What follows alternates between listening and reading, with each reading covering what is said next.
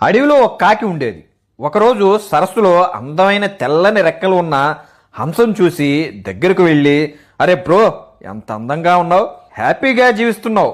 దానికి హంస నవ్వుతూ ఇలా అంది, ఏదో జీవిస్తున్నానులే, అయినా నాకన్నా అందమైన ఆ చిలకంత కాదులే అని హంస అనగానే కాకి ఎగురుకుంటూ చిలక దగ్గరికి వెళ్ళి చిలకని ఇలా అడుగుతుంది, అరే చిలక మామ, ఏం అందం నీది. వెంటనే చిలక, నేను అందగాడినే, కానీ నెమలిని మించిన అందం ఏం కాదులే.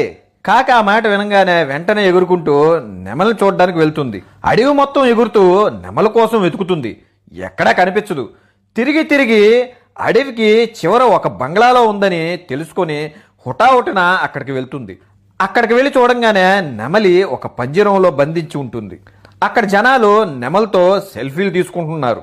కాకి ఆశ్చర్యపోతూ దగ్గరికి వెళ్ళి, అరే నువ్వు చాలా ఫేమస్, నువ్వు నీ అందం, అబ్బా ఒక సెలబ్రిటీవి. కాకి అలా అనగానే నెమలి నిట్టూరుస్తూ తల ఉంచుకొని బాధతో, ఏం లాభం, అందంగా ఉన్నాను కాబట్టే నాకు ఈ కష్టాలు.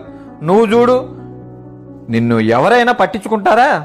నీకు ఇష్టమైంది తింటావు, ఇష్టమైన చోటుకి ఎగురుకుంటూ వెళ్తావు, నీ జీవితం నువ్వు జీవిస్తావు.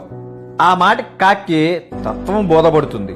దేవుడు నీకిచ్చిన జీవితాన్ని జీవించకుండా పక్క వాళ్ళ జీవితాలను చూసి ఏడిస్తే నీ జీవితంలో ఉన్న ఆనందాన్ని పోగొట్టుకొని జీవితాంతం ఏడవాల్సి ఉంటుంది.